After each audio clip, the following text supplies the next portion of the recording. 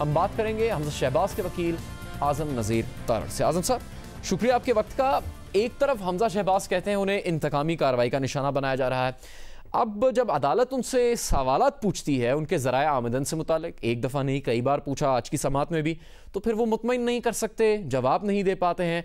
अगर ये इंतकामी कार्रवाई है तो आप ज़राए आमदन बताएं, उसकी तफसील सामने लाएं और आप साबित कर दें कि आप लोगों का कोई कसूर या गुनाह या आपका कोई जुर्म नहीं है। मैं बतौर वकील समझता हूं कि जहां पे लीगल रिक्वायरमेंट सेटिस्फाई हो जाती हैं वहां पे इत्मीनान हो जाना चाहिए। हमजा शहबाज के ख़िलाफ़ ये जो मुकदमा तैयार किया गया उसमें दो तरह की एलिगेशंस लगाई गई। एक तो ये कहा गया कि मनी लॉन्ड्रिंग के इल्ज़ामात थे। हमारे जो सीनियर काउंसल हैं सलमान असलम भट्ट साहब, आज वो लीड काउंसल थे इस केस के, और उन्होंने बड़े तफसील के साथ तमाम लीगल प्रोविजंस को सामने रखते हुए अदालत के रूबरू अपना मौक़िफ़ पेश किया कि जो मनी लॉन्ड्रिंग के लॉज़ हैं ये 2000 से पहले ऑर्डिनेंसेस की सूरत में आए और वो लैप्स कर गए, और इसका जो इस्तेमाल है वो रिट्रोस्पेक्टिव यानी कि पीछे जाके नहीं किया जा सकता।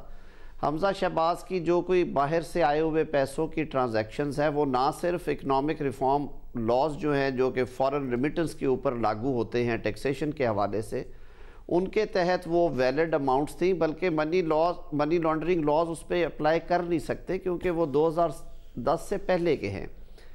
दूसरा इल्ज़ाम उन पे ये है कि उनके असासाजात जो हैं उनमें इजाफ़ा हुआ है 2002 से लेके 2018 के दरमियान, और ज़्यादा अमाउंट्स जो उनको एट्रीब्यूट की गई वो 2002 से लेके 2008 तक थी, जबकि उनके पास आज़म साहब जब अदालत ने सोर्स के बारे में पूछा तो आपने कहा FBR में रिकॉर्ड में मौजूद है, तफसील पहले से डिक्लेयर्ड है। अदालत ने फिर भी रिमार्क्स में कहा कि हम सीधा आपसे सवाल पूछ रहे हैं, आप यहाँ पर बता दें, तब भी नहीं बताया गया, इस बारे में जवाब नहीं दिया गया।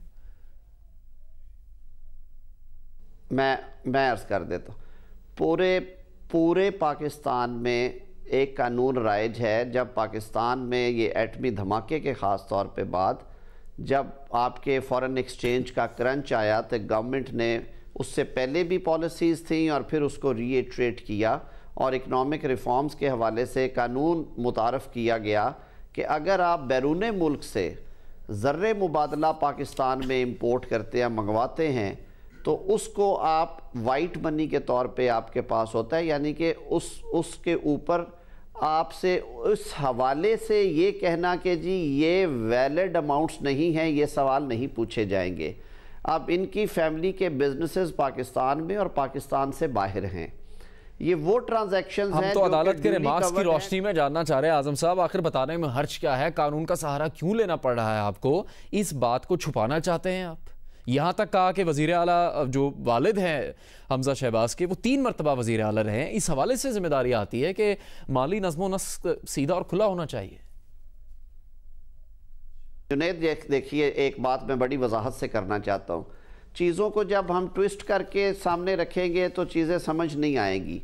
2 तरह की सिचुएशंस हैं इस केस में। नंबर 1 ये है कि हमजा शहबाज ने 2008 से पहले कोई पब्लिक ऑफिस होल्ड नहीं किया। हाँ, उनके वालिद थे, और 2002 से 2008 तक वो एग्ज़ाइल में थे और हमजा शहबाज पाकिस्तान में थे, और जो उनके हालात थे वो सब के सामने हैं। हमने टैक्सेशन लॉज के तहत अपनी टैक्स रिटर्न्स में भी वो अमाउंट शो की हुई हैं, वो किस मुल्क से आई ये भी बताया हुआ है।